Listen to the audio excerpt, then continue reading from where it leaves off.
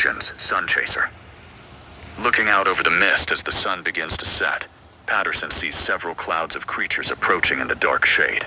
A mechanical whirring draws her attention.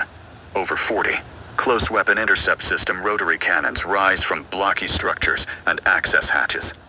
Her skin crawls as the active radar turns on, energizing the air.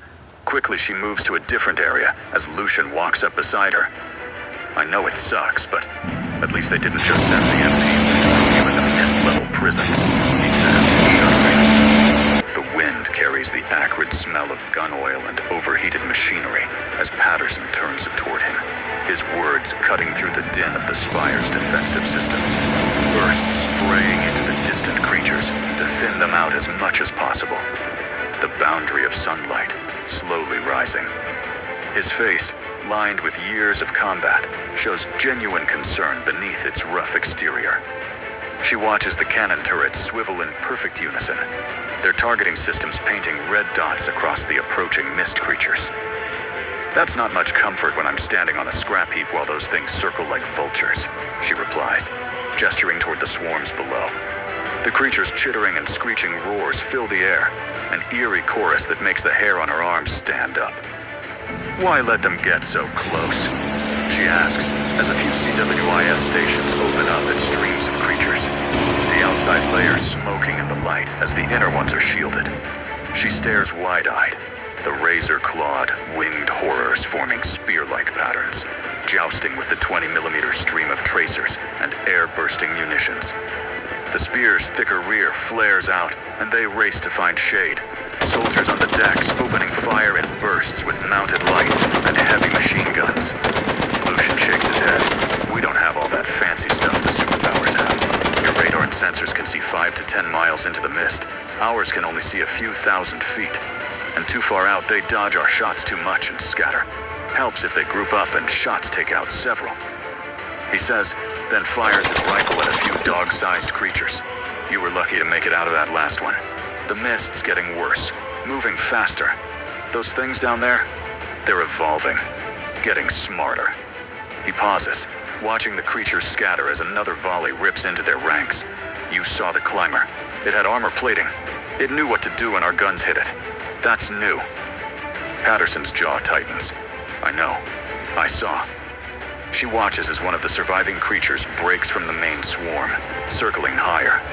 It's smaller than the others, but its movements are more deliberate, more controlled. Look at that one, she says, pointing. It's not just running. A human-sized, slender, and dragon-looking bird creature snakes its way through the incoming rounds, tracers brushing. It's almost metallic. Dark feathers. It barrel rolls, closing its wings as tracers streak past where they had been. Opening a wing, it's pulled by the drag away from more 20mm shells that zip by. It passes the blind spot to the cannon and flaps its wings, the impact shaking the structure as it tears at the ammo feed, then takes several close-range hits from a mounted heavy machine gun.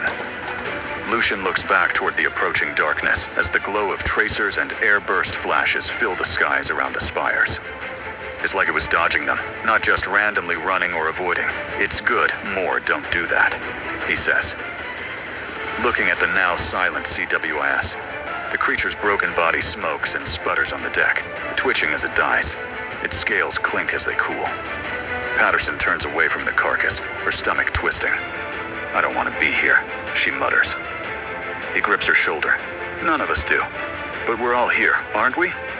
His fingers squeeze reassuringly before letting go. Look at that. See how the others react now? She follows his gaze. The remaining creatures have begun circling wider, their movements more hesitant. A few break off completely, disappearing into the thickening mist below. They're scared, Patterson realizes. They saw what happened to that one. He shakes his head. I doubt that. More like they run back to tell how things are going. Like our own messengers. Smart too. Couldn't even track them long after tagging. Blimps fly too high for the creatures to reach, but always lose the tagged ones. But they all go one of several places, it seems. Center of all the areas the mist first appeared. It's like they just vanish, then reappear, still tagged. It doesn't make sense. but no one survived expeditions to investigate, he says, thinking out loud. The sun is nearly set now, casting the spire in deepening shadow as the last rays disappear behind the jagged silhouette of the distant mist zone. The creatures below have thinned considerably, though their calls echo up eerily. Patterson leans against the railing, arms crossed. "You ever think about leaving?" she asks softly, eyes fixed on the darkening horizon. "Finding a way out of this place?" Lucian doesn't answer immediately. He fishes a cigarette from his jacket, lighting it with practiced ease before exhaling a stream of smoke. Sure, everyone does at some point. He pauses, watching the dying embers of the cannon stations below. But the mist follows. She shakes her head. It's not this crazy in the superpowers, and they're closer to the mist. It's safer there. Quieter too. Lucian sighs. "I don't know what they teach at the super spires of this new world, but most of our money and resources go into keeping these systems working, and superpowers don't exactly accept just anyone. Almost everyone here has tried, but it's just too expensive. Not enough jobs or resources even if they did anyway," he says. And she feels a sense of shame looking at the rusting grate of the catwalk. I can't stay here forever," she says, gripping the railing tightly. "I have to do something. I have to try." Lucian takes a long drag from his cigarette before flicking the stub away into the mist below. "Then be careful who you trust." His eyes narrow as he watches a few of the remaining creatures dive into the shadows beneath the spire. They're not just beasts out there. Some of them are people too. People who'd rather keep you down than help you up. His words carry a weight of experience, rough and gravelly from years of breathing in the contaminated air. Patterson turns to him fully now, studying his face. She bites her lip. "Could I get one of those?" she asks, nodding at his cigarette. He pulls out the pack, offering it with a half smile. "Thought you'd never ask." As she lights up, he adds, "First time smoking? Or just the first time with me?" She inhales, coughing slightly before catching herself. "First time with you." She wipes at her mouth with the back of her hand, leaving a smudge of soot. "I don't, usually, but right now, I need something to steady my nerves." The cigarette burns between her fingers, casting her face in flickering orange light as she watches the last of the creatures retreat into the mist. Lucian leans against the railing beside her, his broad frame making the metal groan slightly under his weight. "That's the smartest thing you've said all day," he mutters, half joking. The wind picks up, carrying the distant sounds of the city. Alarms wailing, engines rumbling, voices calling out in the gathering dark. The mist shifts unnaturally, stretching tendrils up the spire's support beams like grasping fingers. Patterson exhales another plume of smoke, watching it dissipate into the gray haze. "You ever wonder what it's like down there?" she asks softly, gesturing to the abyss below. "Not just the creatures, but the people who live there?" He turns to her. "They live underground and haven't seen the sun in over a decade." She nods. "Yeah," she says, drawing on the cigarette again. "But they're still alive, aren't they? Still fighting in their own way." Lucian gives her a look that's half amused, half worried. Fighting? More like surviving, and barely at that. He taps Ash over the railing. The tunnels aren't safe. Mist gets in. Things follow it. I've seen things I can't even describe that come up from below.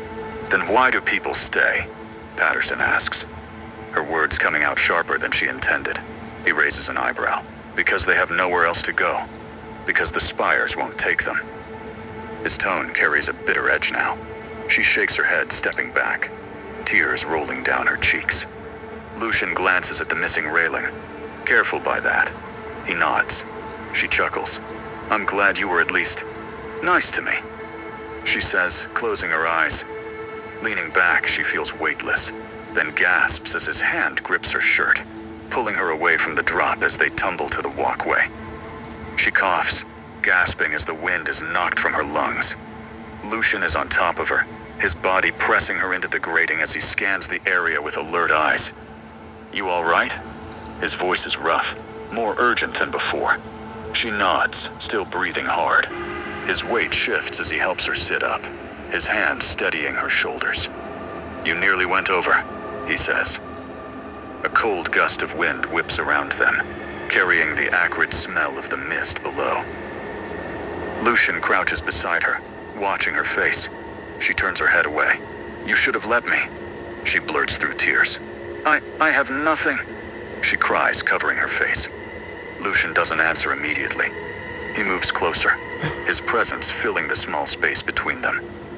"That's not true," he says finally, voice rough with something unspoken. His hand moves to her arm, gripping it gently. "You're alive. You're here." She laughs bitterly, wiping at her face. "What's the point?" The words come out thick with tears. "I'm nobody. Just a pilot without a spire. What future do I even have?" Lucian's fingers tighten slightly. "You saved this city once," he says. "Not everyone gets to say that." She shakes her head, staring at the rusted metal beneath her. It doesn't matter. Now he laughs ironically. "If you want to think like them, and be a victim of the dark things they do, just throw yourself off, I guess. Take away all the fancy stuff, and we're just stupid humans with fists and sticks or stones. If you want them to win, then just jump, or live in this fake reality they create. Or join our flyers and help us stop these things if we can. And maybe even change the system," he says. She inhales shakily, her fingers gripping the walkway's edge. The cigarette is crushed between them now, forgotten in the moment. The wind howls around them both, carrying the distant sounds of the city above. Lucian stays close, his hand still on her arm, grounding her in the present. "You're not a coward, Patterson." His words are low, meant only for her. "I've seen how you fly, how you fight. You don't give up without a fight." She wipes at her face again, smearing soot and tears across her skin. "But what's the point?" she asks again. But her tone is different now, less certain, more searching. He shakes his head. "'Cause this life, we get rewarded after if we endure and trust in Jesus. And he says you're worth dying for, and not the things this world tells you to be," he says, sitting up. She looks at him sharply. "You're Christian?" The question comes out more accusatory than curious. He nods once. "Since I was a kid. Lost my faith for a while after the first wave hit, but..." He gestures vaguely at the city around them. "This place either makes you crazy, or makes you believe. I chose the latter." Patterson stares at him, conflict warring in her features. "You really think?" She trails off, gesturing to the sky, the mist, the ruins below. "You think there's a God up there who gives a damn about us?" Lucian's face remains calm, but there's a quiet intensity in his eyes. If he came down and lived life as a human, and got beaten to barely tell what gender he was, then given a vinegar-soaked bathroom sponge for water, forced to carry a 300-pound cross after the beating, and asked his father to forgive those killing him, to save from sin we can't pay for and come back from. Lucian leans forward, his words lowering to something almost reverent. "Then, yeah, I think he gives a damn. More than I could ever understand." He pauses. "Would you still say that he doesn't care?" The wind dies down slightly, as if listening. Patterson studies his face, searching for any sign of deception. Finding none, she exhales slowly. "I don't know what to believe anymore," she admits finally, speaking quietly. "But I think I'd rather have hope than nothing at all." Lucian nods, something easing in his posture. That's a start. He stands, brushing dirt from his pants. "Come on, you shouldn't be out here alone at night, especially not after." He gestures to the edge where she nearly fell. She lets him help her up, noting how his grip is firm but careful. The wind picks up again as they turn away from the drop, carrying the metallic taste of the mist on its breath. As they walk toward the stairs leading down to the lower levels, Patterson hesitates. "You really think I can still help?" He nods as they walk towards his room, deep in the rock of the spire. "Yeah, I've had an idea that's crazy, but with your flying, it might be possible. We have tools that can cut their hide and armor, but we don't have an Apache pilot willing to fly in the mist. That creature you took out, it scales. Fat and armor can be used. The armor, I'm wondering if it can be machined into bullets, and if that could help our smaller guns take down similar, he tells her. Patterson stops in the dimly lit tunnel. You want me to fly in the mist? That's suicide. She speaks with a tremor despite the firmness of her words. Lucian turns to face her fully. I know, and I wouldn't ask if I didn't think it might work. The mist creatures are getting worse, and we need every advantage we can get. He runs a hand through his short hair, frustration evident in the gesture. But if you're not ready, no. She cuts him off, surprising herself with the sudden certainty in her tone. I mean, I want to help. She swallows hard, staring at the floor, where shadows stretch and contract with passing lantern light. He pauses. It's an almost silent chopper, Patterson. Well armed and stealth. It's one of the few high-value things our spire has. I was able to get my higher-ups to okay the plan. It's just on you now. We go if you're with us or not at all, because I don't trust anyone else to be in that Apache. Her breathing quickens as she processes the enormity of what he's proposing. The narrow tunnel walls seem to press closer, the flickering torchlight casting dancing shadows that make the dark spaces between the rocks seem deeper than before. She grips her elbows, the rough fabric of her flight suit chafing against her skin as she shifts her weight from foot to foot. What happens if I say no? She asks, her voice tight with tension. Do I just get shipped out of here? Sent to some other spire where the mist is thicker and the creatures are hungrier? Lucian shakes his head slowly, his expression grim in the torchlight. They really treated you bad there, huh? They praise for things after they set unreasonable standards. Then what? Throw non-compliant people to the mist, or poor settlements if you're lucky, he says, jokingly. Patterson doesn't laugh. Instead, her eyes narrow as she studies Lucian's face, searching for any signs of deception or manipulation. The silence stretches between them, broken only by the distant sounds of the spire, the hum of generators, the occasional scream of metal under pressure, the ever-present whisper of the mist seeping through cracks in the stone walls. Okay, she finally says, her voice quiet and strained. I'll do it, but I have conditions. First, you tell me exactly what the mission is and what the survival rate looks like. Second, you get me proper gear, not just whatever scraps you can find in the armory. And third, I lost my parents to the mist. She pauses a moment. They had only stolen bread for me to eat.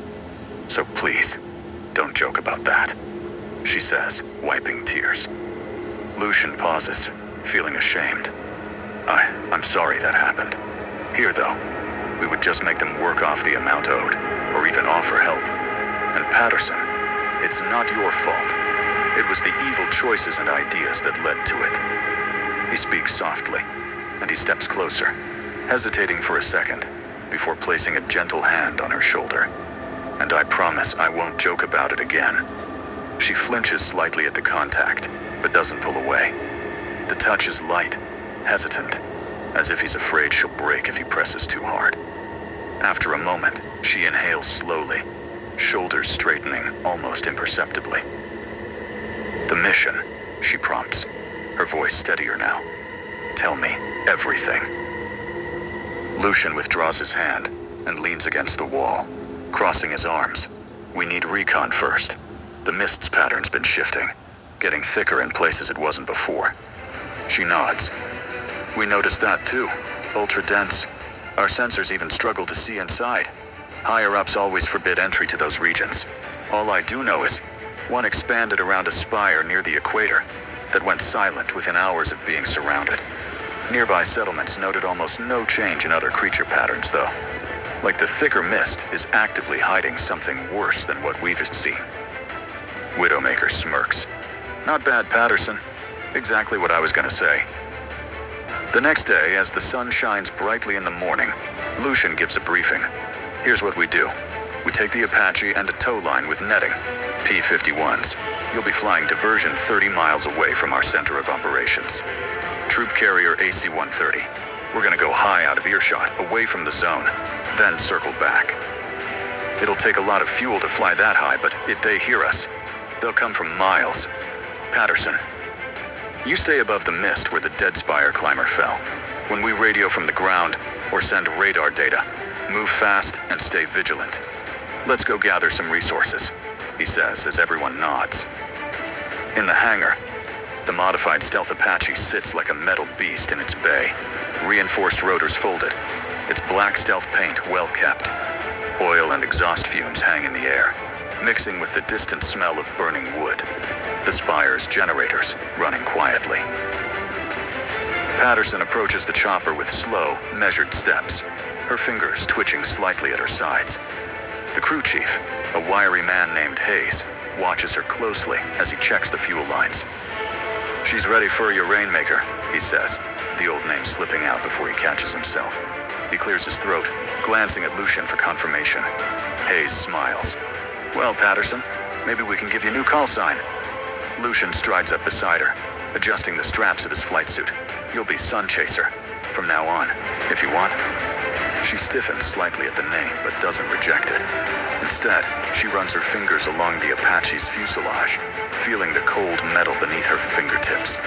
The helicopter's size still unsettles her. So much steel and power contained in a single machine. A dangerous thing to be in control of. I'll take it, she says finally, more to herself than to them. The name carries weight. Hunter, pursuer, something that doesn't give up easily. It suits the purpose of this mission. Hayes grins, already turning back to his work. Well then, SunChaser, you got your first flight in the big girl. Let's get you rigged up proper. Once she's suited up and in the pilot's seat, she starts the ignition sequences and waits a moment listening as fluids move.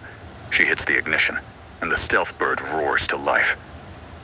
She pulls up on the stick as the blades reach speed, the engine and blades now a quiet hum. Okay, Patterson, start heading to the point with your rear seater. We will survey ahead of you entering the mist, then overlay it into your helmet's heads-up display, he says as his AC-130 lifts off along with the diversionary P-51s.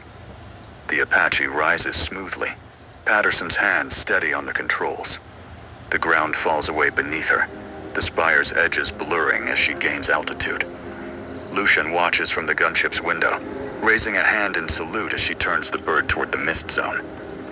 SunChaser, you're a natural, Hayes says from the co-pilot seat. He adjusts his headset, leaning forward to watch the gauges. Lucian comes over the comms. Just remember, she's got teeth, but she won't bite if you treat her right. Patterson chuckles. What if she bites still? She exhales, forcing her shoulders to relax as she smirks. The controls respond instantly to her slightest movement, the craft's power thrumming through her seat. Lucian swallows. Is she talking about the chopper? He wonders. No need to worry about that. He says. She giggles. Maybe she likes to bite a little. Blaze, she says, using his ground roll call sign. Lucian smiles a moment. You know everyone with a radio can hear us, right? She chuckles. Duh. I want them to know I'm into you, she says as the teams nod. Yvonne looks at Lucian. Dad is pretty bold and official. Captain, you would be jerk and fool to not give her a chance, he says, and Lucian nods. A half hour later, Captain Blaze gives the order. Go, go, go. He and his men leap from the aircraft 150,000 feet above the mist. Patterson's stealth Apache, a dot far below. They streamline their bodies and rocket toward the drop zone. AC-130 in holding pattern. If you need close support, give us a call. We'll emergency dive and cover as best we can. The pilot call sign raining thunder says calmly. The team freefalls, watching the massive cloud of gray below them churn and pulse. The AC-130's engines roaring faintly in the distance, a reassuring sound in the vast emptiness of the sky. Ivan's voice crackles through their comms. She's beautiful, isn't she? That mist, like a living thing. Focus on the drop zone, Lucian reminds him, though he can't help but stare at the phenomenon himself. The closer they get, the more details emerge. The way the thickest parts swirl like storm clouds, the ethereal blue glow from within. Something's moving inside, Patterson says from above, her voice tight with tension. As Lucian watches from up high, Ivan's words repeat. The mist, unable to speak, but slowly he sees it. The dense zones are moving in on the spire climber's corpse, almost with purpose, like it knows we're coming, but can't tell the creatures, only guide with its dense fog. He thinks as they hit 200 miles per hour in freefall. In short time, they approach Patterson. Her chopper nearly silent. They activate their radar vision as they streak by at 100 miles per hour. Okay, be on alert. 8,000 feet above the ground, and hidden mini-spires ahead. Blaze radios the team. The mist clings to their visors, smearing the world in gray. The terrain below is a maze of twisted metal, half-sunken spires jutting up like broken fingers. The dead spire climber's location directly ahead. Its massive, exploded silhouette, its armor plates reflecting what little light filters through the mist. A blue phantom image in their radar vision. Scales look intact, Patterson observes, watching their feed from above. Her voice steady despite the oppressive gloom. I can see the ones on its back. The bigger ones will make better armor plating. Lucian nods, though she can't see it. We'll need to get close. I'm deploying the team now, he says, gliding into a stall, then pulling his chute. The 10-man team lands quietly behind him as he touches down next to the creature. Their parachutes, electronically winding back into their hard-shelled packs. He looks up at the large creature, its tail alone towering 15 feet over him at its body. The mist swirls, and Lucian raises his gun, then lowers it as SunChaser hovers in complete silence nearby. The mist dampening the already quiet aircraft's noise further. SunChaser, can you see the joints? He asks, voice hushed despite the relative quiet. The armor plates are fused at those points. I can, she confirms. There are gaps along the underside, near the ribs. I can see the plating is thinner there. Got it. Lucian signals to his team, pointing to the underside. We'll need to cut off good portions, Ivan. You and 2 others prep the thermite charges. We'll need to weaken the plates first. Ivan moves swiftly, nodding to 2 others who begin unpacking the incendiary explosives. The mist shifts around them, curling like smoke, but impossibly dense, pressing against the creature's scales. They climb its tail to reach the exploded midsection, then begin cutting the flesh holding the plates. Reaching a hard support within, they place thermite against it and light the fuse, backing away as it flares up. The armor plate shifts, then peels away with a sickening wet sound. Water, and a reddish purple substance coming from the flesh. The team works quickly, the thermite glowing white-hot as it eats through the support structure beneath the armored plates. The smell of burning flesh and something metallic fills the air, carried on the thick mist. Lucian directs them methodically, his hand steady despite the oppressive atmosphere. Patterson watches from above, circling slowly, her eyes scanning the surrounding mist for movement. I see something moving about a click out, she says, voice tight with tension. It's big. Lucian pauses, looking up at her silhouette against the gray. How big? A lot bigger than the one we're on. It's kind of like a whale, but wrong. It's moving away. Doesn't seem to have noticed us. But stay alert, she says. Lucian radios for her to lower and wait for them to hook up. He pauses as they finish securing the large pieces of armor plating and containers of fat. Okay, SunChaser, take this back to base as the AC-130 gives us cover. Hurry back, because we kinda need a lift from you, and we gotta get a few trips in. 4 hours later, Lucian looks up as the Apache returns for a 5th, smaller load, and the team, hooking up as SunChaser hovers. She suddenly hits the explosive bolt and pulls away without warning. Patter! Lucian starts to say in shock and annoyance, but stops as a large claw whips past, impacting the spire nearby, rock fracturing and crumbling as the blow shakes the area. Patterson looks at the creature's eye and fires, the 20mm chain gun rounds hitting below its eye.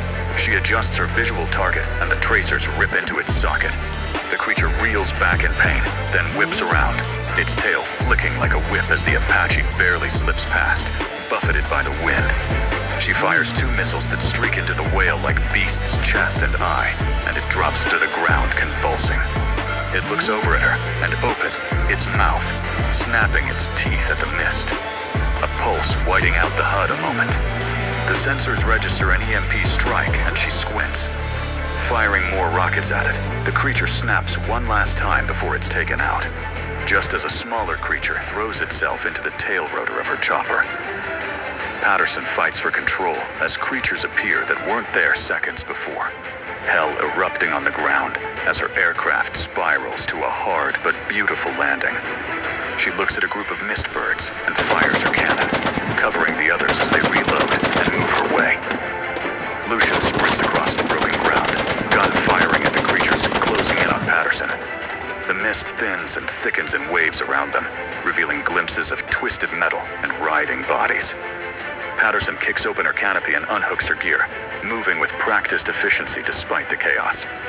She stays in her position, providing cover fire with the 20mm. It's heavy, bass-like thump throwing up darts and water vapor, shells rattling to the dirt. Its muzzle flashes lighting the area. "You all right?" Lucian shouts over the gunfire and the clicking of the creature's armor plates. "Fine, just need to make the jump," she says, watching as another bird-like thing dives at her position. She fires a burst that tears through its wing, sending it spinning into the mist. The team converges on them, weapons blazing. The Apache out of ammo, Patterson jumps and hits the ground running alongside Blaze.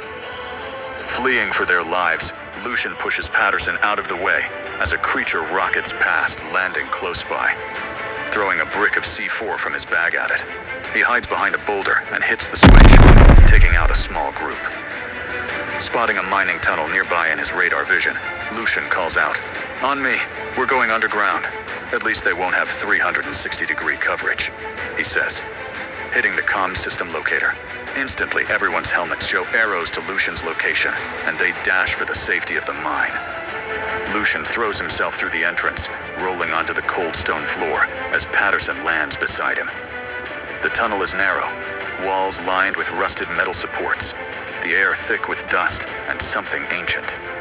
Behind them, the last of the team makes it inside, slamming a heavy iron door shut. The screech of claws on metal echoes down the passage as the creatures hurl themselves against the barrier. "They'll get through eventually," Ivan mutters, securing his thermite charge against the door's hinges. "Minutes at most." Lucian nods grimly, already moving deeper into the tunnel. "Then we better be gone before they do." He looks at the heartbeat monitors and sees that only 5 others made it in. Patterson's breath comes in short bursts as she follows Lucian through the dimly lit tunnel, the beam of her flashlight cutting through the thick air. The walls around them drip with condensation, and an unnatural quiet fills the space, broken only by the distant scraping of claws and the steady rhythm of their footsteps on wet stone. "They're not giving up," Yvonne says, glancing back at the door. The metal groans under the pressure of the creatures outside. "This is not what I had in mind for a day off." Lucian doesn't slow down. "We're heading for the old maintenance shaft. It's our best shot." His words echo faintly down the tunnel, swallowed by the vast darkness stretching ahead. Patterson panics inside. "I already lost one home, and now, this too. They'll hate me for sure now," she thinks, looking at the remaining men. As they move deeper, entering a cavernous area, they see signposts leading to different spires, and Lucian stops, taking note that no mist is around. "If these go to all the spires, who opened that door?" he says out loud, somewhere above a woman's voice. "That would be me, but you best get moving. The others don't like visitors much." The mystery figure says, her words echoing from somewhere in the darkness above. Patterson's grip tightens on her weapon as she looks up, straining to see through the shadows. The air carries the sharp bite of old machinery and something else, the unmistakable odor of decay mixed with diesel fuel. "We're not staying long," Lucian calls back, his voice carrying more authority than he feels. The heavy footsteps of the others behind them echo off the tunnel walls, a constant reminder that the creatures are still tearing at the door. "Just need to use your shaft for a quick exit." A low chuckle drifts down from the darkness. "Quick exits cost extra around here, Widowmaker." Patterson steps forward. "How much are you asking?" Ivan mutters something under his breath about a bloody shakedown, but the woman's laughter cuts him off. "Not money. Not anymore. I want something useful. You got tech I can use? A gun that still fires? Or maybe," her words dip lower, laced with amusement, "maybe you got something else. Someone willing to barter for their passage." Lucian's jaw tightens. He knows what she's really asking. "Not happening," he says firmly. "But I can give you a full box of shells and a med kit with antibiotics. That's fair trade for a passage out of here." There's a pause. Then the woman hums thoughtfully. "Medicines." She sounds intrigued now. "All right, Widowmaker, I'll let you through. But be warned, the others won't be so kind. They don't take kindly to strangers in their home." "Others?" Patterson asks, tension creeping into her words. "People who live down here," the woman answers. "Some would rather you stayed. Some would rather you didn't make it at all." A metallic clank echoes from above. "Your medicine. Now." "And?" Lucian scoffs. "Lead us first, then you get the goods," he says, cutting her off. The woman laughs again, deeper this time. "You really don't trust anyone down here." There's a pause, and then the sound of boots on metal grating.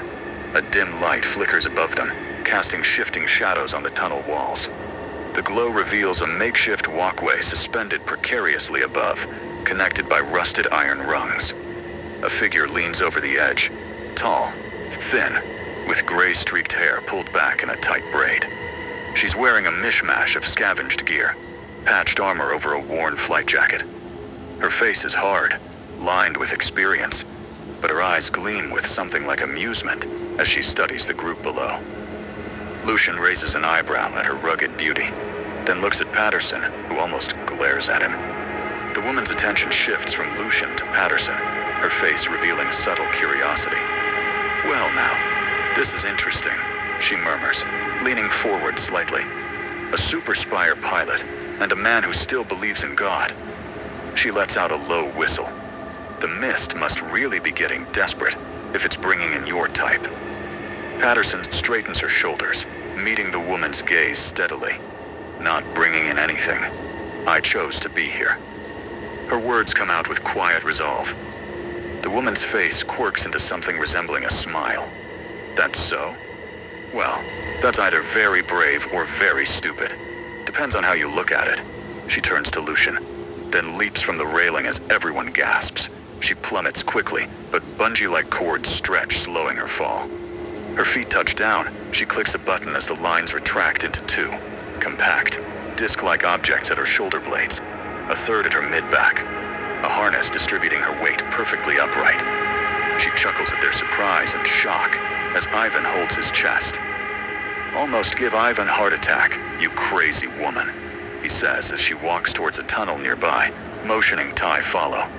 "I'll give you a heart attack, big guy," she says, and he perks up slightly as they follow cautiously. The narrow tunnel forces them to move single file.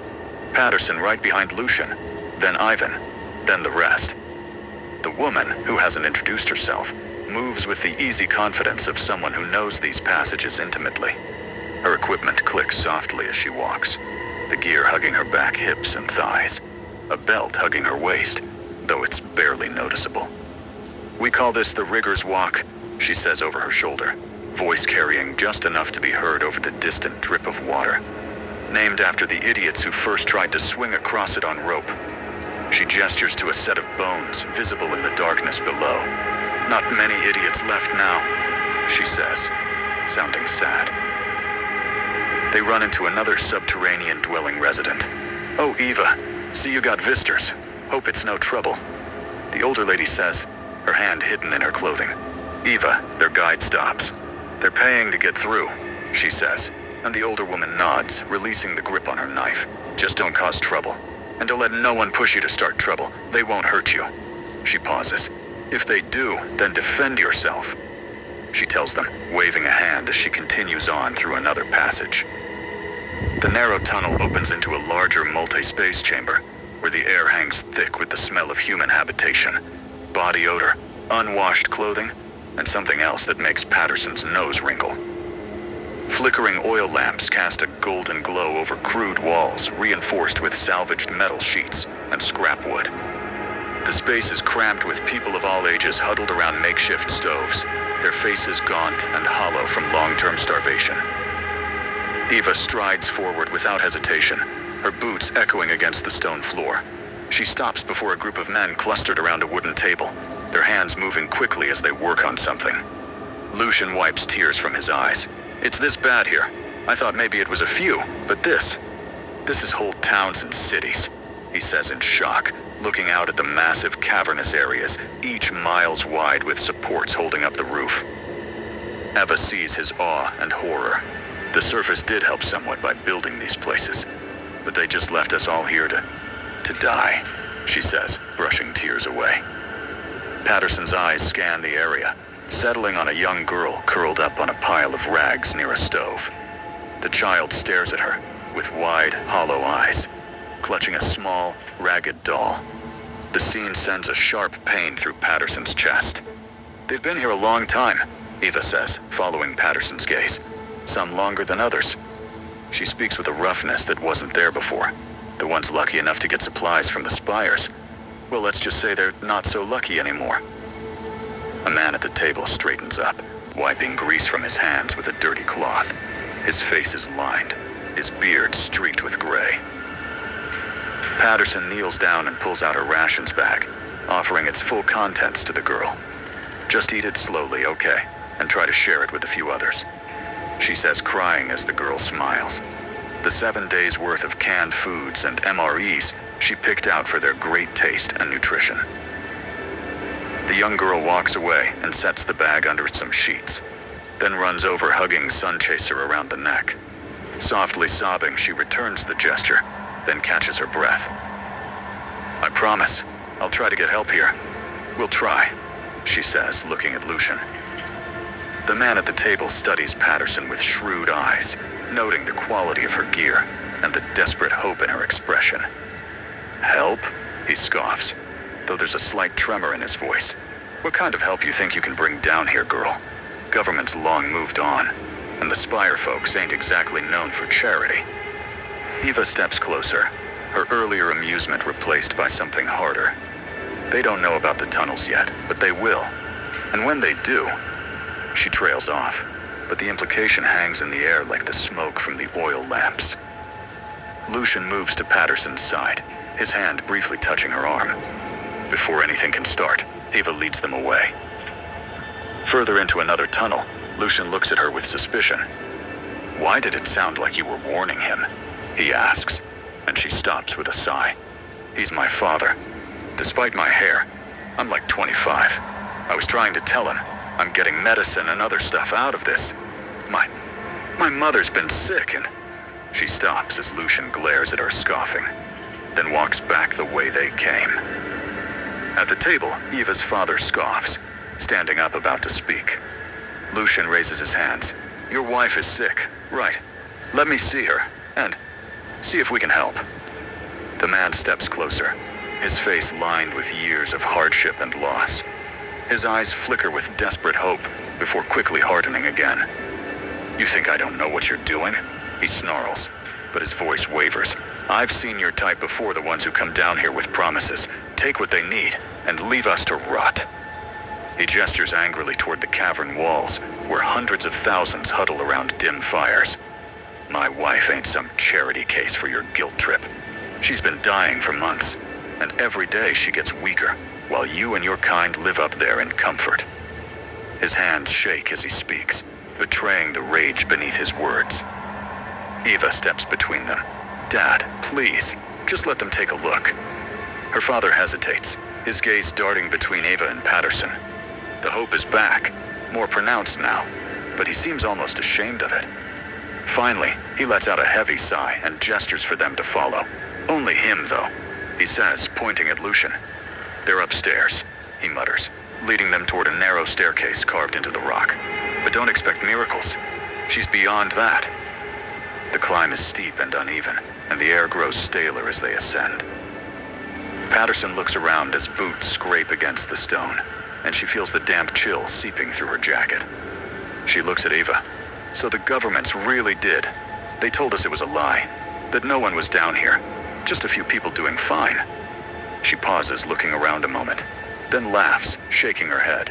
And I thought them banning me was bad. Maybe that was a good thing. She shakes her head again, Already saved a few spires. Maybe, if we can prove you're here, people will care, she says, wiping tears. Ava's father stops at a heavy metal door, its edges rusted and dented. He hesitates for a moment before pushing it open.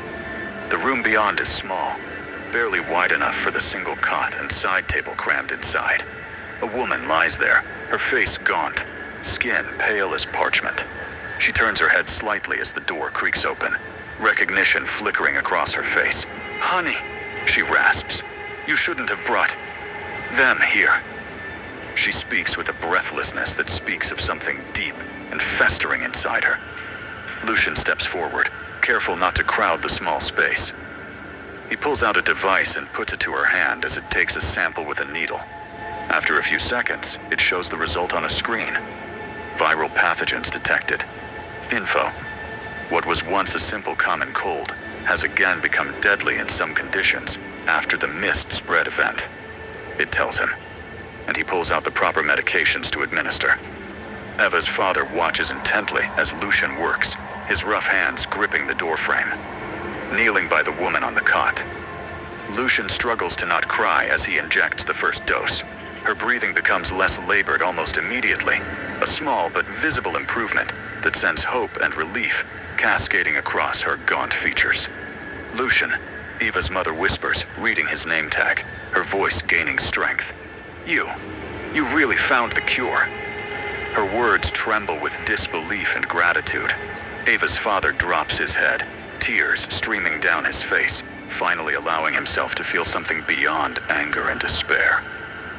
After explaining how to administer the doses and when, Lucian makes his way back to the others. Watching from above, he isn't shocked to see them handing out supplies and food. As he reaches them, he shakes his head. You did save a day's worth for each, right?" he asks, and Ivan shrugs. "They are children, and elderly," he says in their defense. Just then, a young man appears from the people's ranks and sets a can of food into their bag. "May the Lord Jesus be with you," he says, and a chill runs through Patterson's spine. Others, seeing the young man, move to do the same and nod in thanks to them, many giving 1 or 2 items back of what they had been given. As the last one smiles at Patterson, she smiles back, amazed at the range of feelings and views in this unseen place. How can they be so unselfish?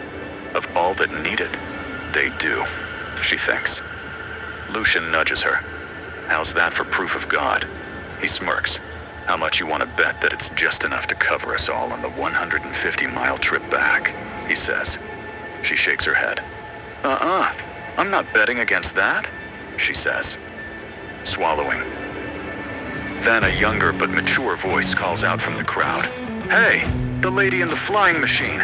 You're the one they call SunChaser, right?" A few heads turn toward her, their expressions unreadable in the dim light. She nods hesitantly. Another young man speaks up. I heard you fly through the mist. That true?" The speaker steps forward, his face marked with soot and dust. His hands twist nervously at his sides. "Yeah," she admits. "I've flown in it before." She glances at Lucian, who gives her an encouraging nod. A murmur ripples through the crowd, some eyes wide with awe. Someone in the back speaks. "She's really done it." Patterson smiles softly. "But it's not easy, even with the best technology. But these guys, they use older tech.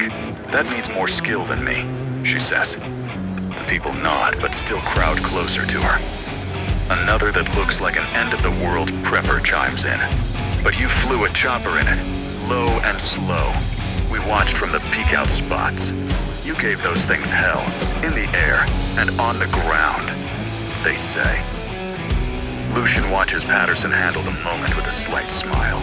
The people's awe genuine, not the performative admiration she's used to from the spire-top elite. The eyes around, viewing her with unmistakable respect.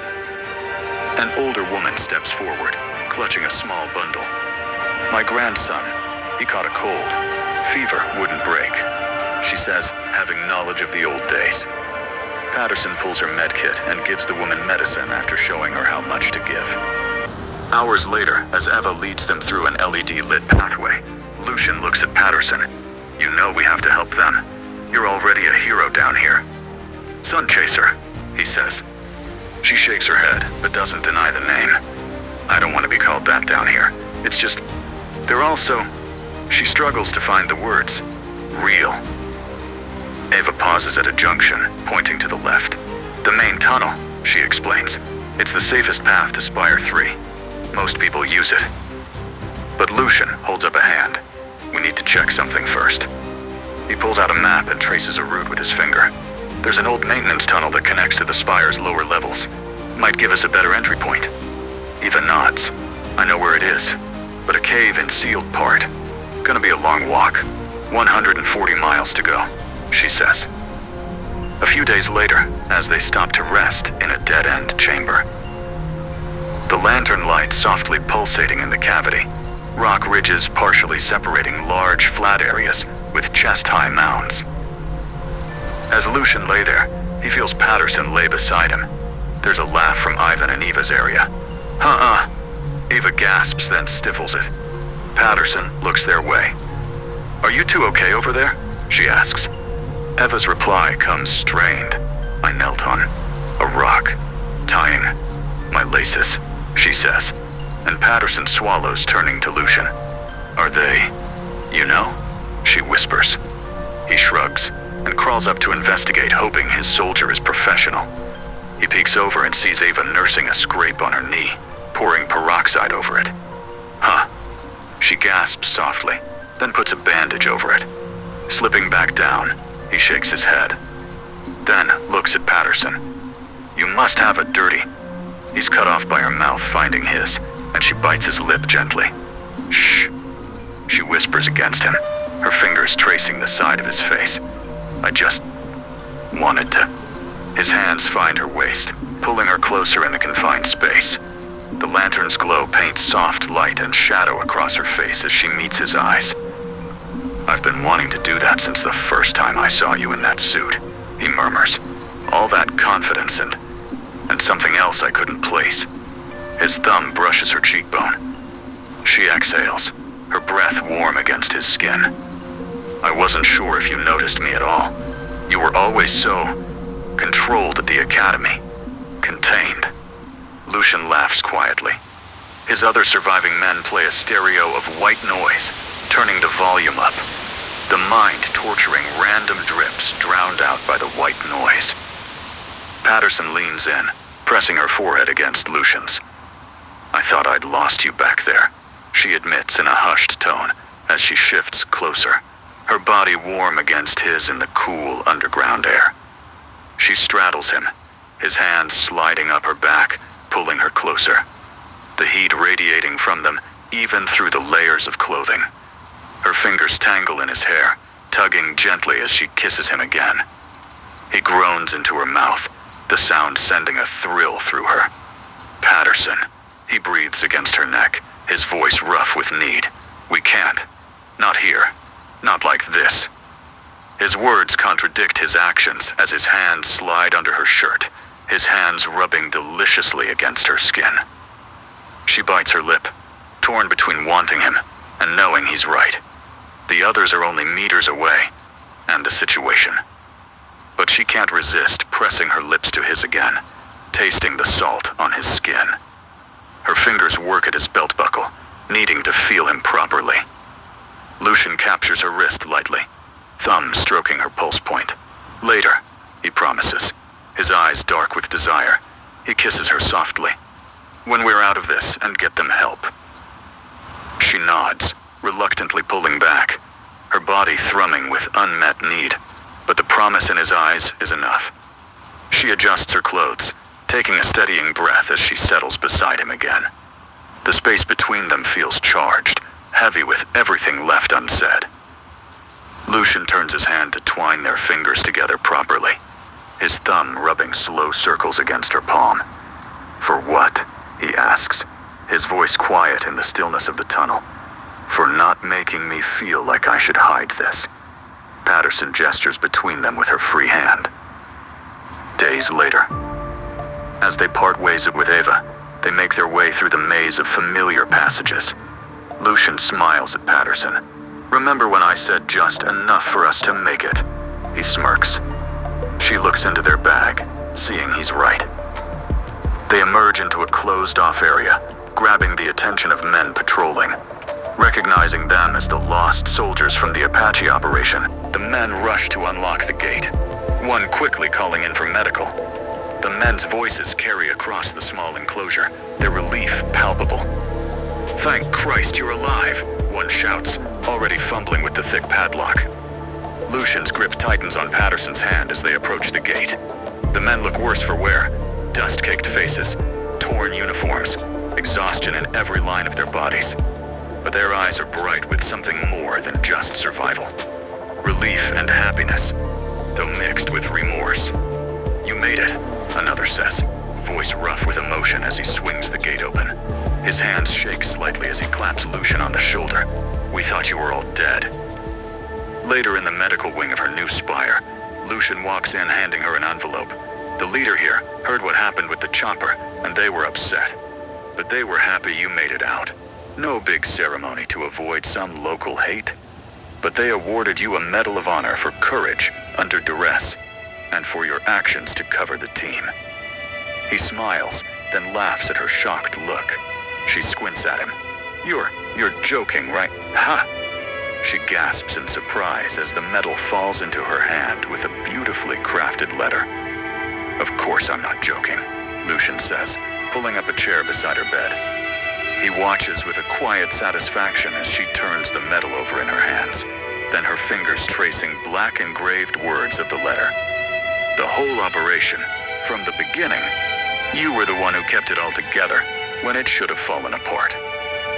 SunChaser, aka Larissa Patterson, we welcome you to Spire 3 of District 316, and are honored to bestow this Medal of Honor to you. Sincerely, Dante, leader and head of military operations of Spire 3. Handwritten with a method she would love to learn." Lucian smiles.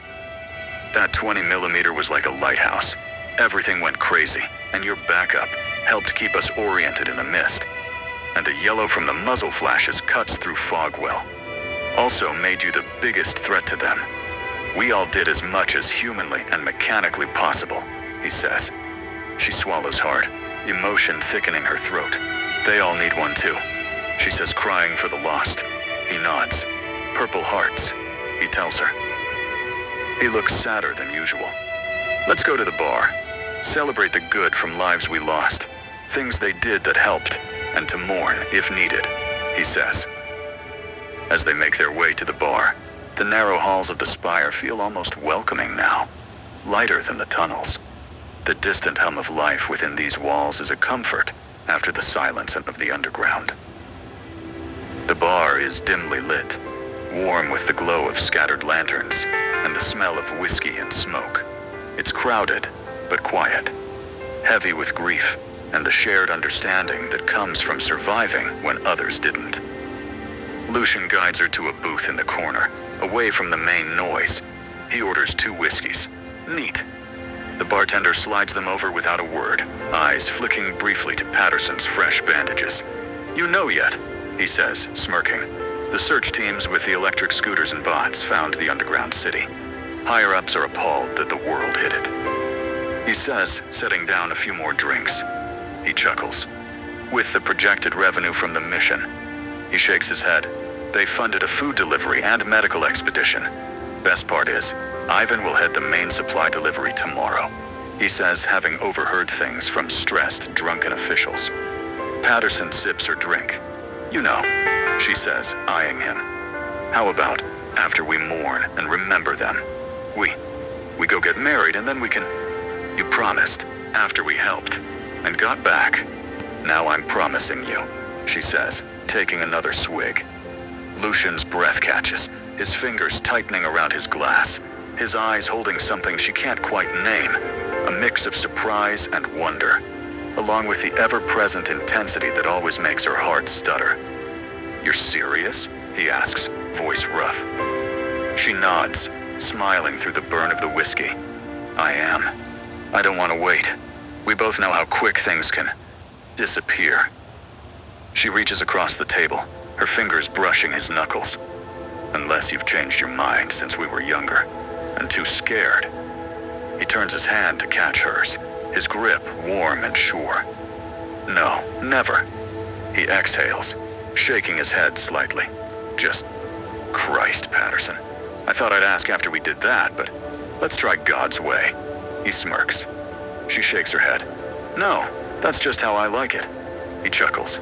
You mean to say, you think it's just you liking it? He pauses, taking a drink as she reels back slightly. What if it's the Spirit of God that likes it, and you're just a passenger driver, each feeling either from God or godless things and free will? He says, then gauges her reaction before continuing. Even celebrating, remembering the life and mourning or helping them, is God's way in the Bible too. He smiles, just like getting married before sex. But it's not a way to be saved, only to do some things God says, as only Jesus saves. And I hope our pals are with Jesus, he says, a fire in his eyes that both chills and sets her on fire within. Lucian looks at her eyes, seeing that same fire as he sips his drink. Hours later at the altar, she kisses Lucian before the priest and crowd as they cheer. The world of Spire quick to rip things away. She pushes the door to Lucian's open, then turns to him as he closes it behind them. He picks her up gently, carrying her to their bed. The sheets, crisp beneath her, the glow from the lanterns casting warm light. His breath is steady, his hands firm against her hips as he settles above her. You're so beautiful, he murmurs, fingers tracing the curve of her neck, the line of her collarbone. The room feels thick with heat, her skin prickling with awareness as his thumb brushes the edge of her lips.